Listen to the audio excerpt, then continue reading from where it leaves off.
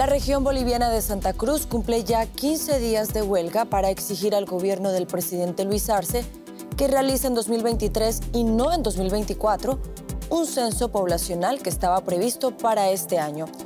Con esta noticia comenzamos el informativo en Deutsche Welle. Yo soy Carol Guerrero, los saludo desde Berlín. Arrancamos con los titulares de esta jornada. La huelga en Bolivia podría provocar un desabastecimiento en algunas zonas del país. El gobierno del presidente Luis Arce prevé negociaciones con la oposición para evitar que el conflicto escale a otras regiones. El régimen de Irán admite haber entregado drones a Rusia, pero asegura que lo hizo antes del inicio de la guerra. Una versión que Kiev desmiente.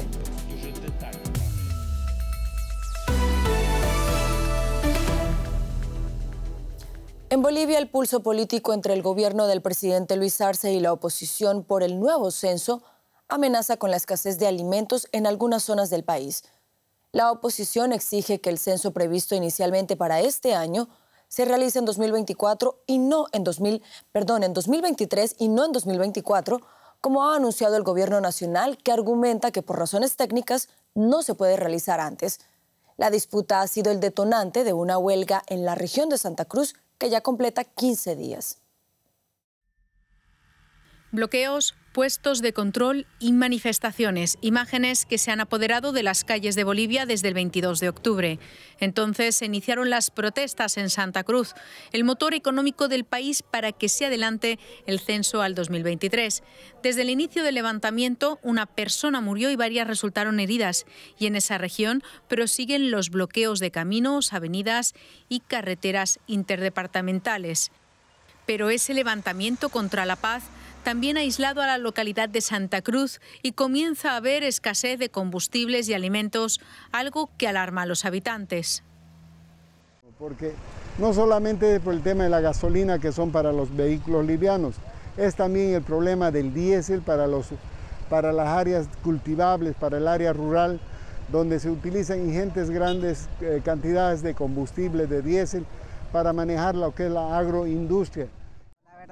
Uno va al mercado y es increíble cómo las cosas han subido más del 100%, un 200%, las frutas, las verduras están escasas.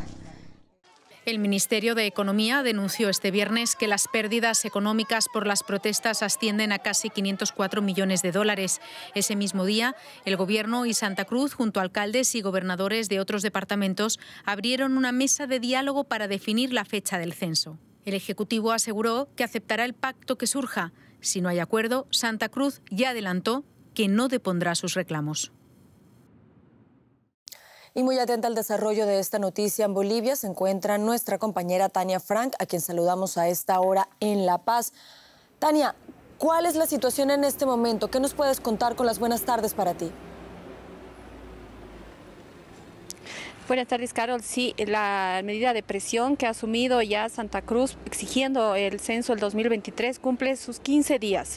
Son 15 días de bloqueo de calles, no hay circulación vehicular, lo que está impidiendo también la circulación de distintos alimentos y la distribución de gasolina. La gente en su casa ya está empezando a sentir la escasez de los alimentos de primera necesidad y también la preocupación por el desabastecimiento de los surtidores de gasolina y también de gas licuado de petróleo, que son las garrafas de gas que sirve para cocinar en distintas familias. La medida de presión continúa. Hay una reunión ahora que se desarrolla con cívicos de distintos departamentos del país que han anunciado que podrían sumarse a la medida de presión a partir del próximo lunes, en todo caso si no se anuncia desde el gobierno que el censo se desarrolle el 2023. Tania, pero ¿qué posibilidades hay de que se logre un acuerdo para poner fin a este paro y a estos bloqueos que nos mencionas? Carol, hace horas atrás, en la mañana, se ha iniciado una mesa técnica de representantes de los 9 departamentos del país que se están reuniendo en un departamento que es Beni para poder analizar o viabilizar en todo caso una fecha y donde se desarrolle el censo. Son los 9 departamentos que están reunidos con sus representantes.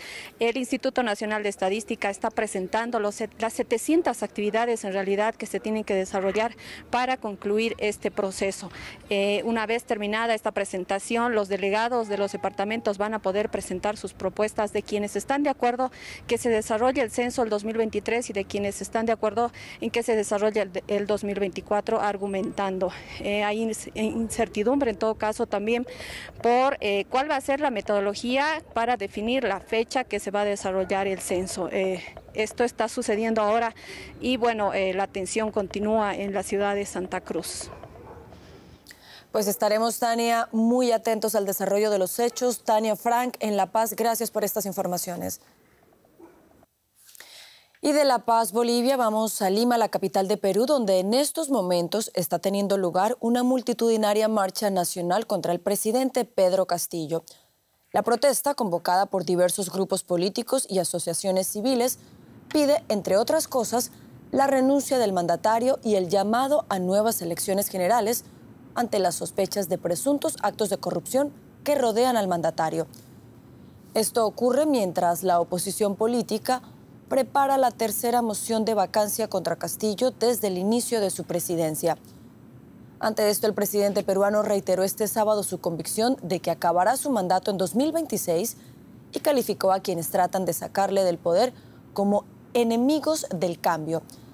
La protesta sucede pocos días antes de la llegada de una comisión de la OEA para abordar la crisis política. Y muy atenta al desarrollo de estas manifestaciones en Perú se encuentra la periodista Carmen Peña, quien saludamos a esta hora en Lima. Carmen, buenas tardes. Cuéntanos, por favor, cómo avanzan estas protestas contra el presidente Castillo ahí en Perú. Buenas tardes. Bueno, sí, en estos momentos cientos de personas se manifiestan en las calles del centro de Lima exigiendo la vacancia del presidente Castillo. La policía ha cerrado las calles que dan acceso al Congreso, que era uno de los destinos de los manifestantes. Esto ha suscitado algunos incidentes en los que se arrojaron bombas lacrimógenas para hacer retroceder a quienes insistían en cruzar estos cercos. Hay que señalar que en todas las protestas la policía cierra los accesos hacia el Congreso, así que no se trata de un hecho único para esta marcha. Otro aspecto a mencionar es que aunque esta marcha estaba convocada para varias otras ciudades en Lima, su acogida ha sido más masiva aquí en Lima. Así se han visto protestas en algunas ciudades como Piura o como Chiclayo, pero han sido bastante reducidas. Carmen, ¿quiénes participan en estas manifestaciones? Mencionábamos que también hay grupos políticos que las están apoyando. Así es, esta protesta ha sido convocada por un grupo de personas bajo el lema Reacciona Perú. Entre quienes lanzaron la convocatoria se encuentra un sacerdote católico, un abogado, una periodista y un exmiembro del Grupo Especial de Inteligencia del Perú.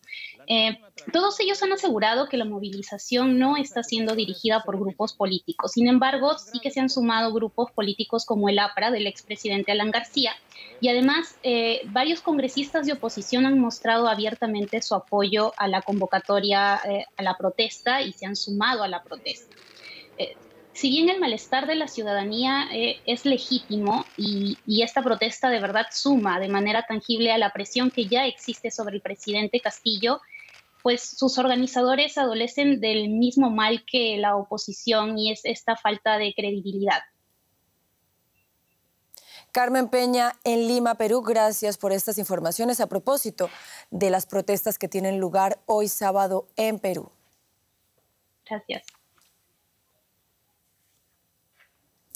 Cambiamos de tema, hablamos ahora de la guerra en Ucrania porque el Organismo Internacional de Energía Atómica anunció este sábado que la planta nuclear de Zaporilla en Ucrania pudo ser reconectada a la red luego de que bombardeos rusos dañaran las líneas de alto voltaje. Sin embargo, el organismo advierte sobre la necesidad de proteger urgentemente la zona para evitar un accidente nuclear. Entre tanto, la situación en el país por el ataque ruso contra infraestructuras de energía se agrava a medida que se avecina el invierno. El presidente Volodymyr Zelensky asegura, sin embargo, que las fuerzas de su país están resistiendo con éxito a la ofensiva rusa en varios frentes. Mientras en la región de Jersón continúan las evacuaciones de población por parte de Rusia, ante lo que se prevé pueda ser una cruenta batalla por el control de esa zona. Y hablamos ahora de Irán porque ese país reconoció por primera vez este sábado haber entregado drones a Rusia antes de la invasión de Ucrania. Esto respaldaría las acusaciones que Kiev lleva tiempo haciendo contra Moscú por la supuesta utilización de este tipo de armas contra civiles e infraestructuras. La declaración se produce el mismo día en el que la Guardia Revolucionaria iraní anunció el ensayo exitoso del lanzamiento de un nuevo cohete portador de satélites. Según Teherán, el objetivo es, en un futuro, poner en órbita a un satélite de 80 kilos a unos 500 kilómetros de la Tierra. Aunque Irán reitera que su programa de satélites está destinado a la investigación y otras aplicaciones civiles, Occidente sospecha que la República Islámica pueda hacer uso de esta tecnología para desarrollar misiles de largo alcance equipados con cabezas nucleares. Y este reconocimiento que ha hecho el gobierno iraní en torno a la entrega de drones a Rusia no ha dejado satisfecho al presidente de Ucrania, Volodymyr Zelensky, quien asegura que el régimen de Teherán continúa suministrando estos artefactos no tripulados a Moscú. Por cierto, representantes oficiales iraníes hicieron una declaración hoy. Han decidido admitir que suministraron drones para el terror ruso, pero también mintieron al hacerlo. Estamos derribando al menos 10 drones iraníes cada día, mientras el régimen iraní afirma que apenas suministró unos pocos antes del inicio de la invasión a gran escala. Solo en el día de ayer fueron destruidos 11 Shaheds. Sabemos con certeza que los instructores iraníes han estado enseñando a los terroristas rusos a utilizar aviones no tripulados, y Teherán guarda silencio al respecto. Si Irán sigue mintiendo sobre lo evidente, ello implica que el mundo pondrá aún más esfuerzos en investigar la cooperación terrorista entre los regímenes ruso e iraní y lo que Rusia paga a Irán por dicha cooperación. En el mundo moderno, los terroristas y sus cómplices no pueden quedar impunes. Y este sábado el canciller alemán Olaf Scholz defendió su controvertida visita a China. Según Scholz, el viaje valió la pena porque le permitió generar un acuerdo con Pekín para oponerse al uso de armas nucleares en Ucrania. Durante una convención del Partido Socialdemócrata, el canciller alemán agregó también que pidió a China que usara su influencia sobre Rusia para desescalar el conflicto. El viaje del canciller alemán fue fuertemente criticado en Alemania y también por los socios europeos por la creciente dependencia económica de Berlín respecto a Pekín. Sin embargo, el secretario de Estado de los Estados Unidos, Antony Blinken, señaló este viernes su aprobación y destacó el alineamiento de su país con Europa respecto de China. Olaf Scholz es el primer líder del G7 en viajar a China desde el inicio de la pandemia. En Italia, el nuevo gobierno de la ultraderecha, liderado por Giorgia Meloni, formalizó este viernes el cierre de sus puertos a barcos de rescate dirigidos por grupos humanitarios. La medida se produjo después de que Francia y Alemania pidieran a Italia que concediera puerto a las más de 1.000 personas rescatadas por grupos humanitarios en el Mediterráneo, algunas de las cuales llevan más de 2 semanas atrapadas en el mar. Las ONGs encargadas de los rescates denuncian escasez de víveres y también una grave situación por el mal tiempo. Hasta el momento, Italia solo accedió a desembarcar a menores y personas con emergencias médicas de un barco alemán. El resto deberá regresar a aguas internacionales. Vamos ahora con un resumen de otros hechos que también son noticia en este sábado. Oleksiy Makeyev, embajador de Ucrania en Alemania, ha pedido a Berlín prohibir la entrada de ciudadanos rusos al país. Makeyev sustituyó a Andriy Melnik en el puesto hace ya 2 semanas. Su controvertido predecesor había causado polémica por sus radicales comentarios en redes sociales. Berlín no ha comentado la demanda del nuevo representante de Kiev. En la ciudad alemana de Colonia, ucranianos e iraníes en el exilio pidieron más apoyo internacional para la paz en sus países de origen.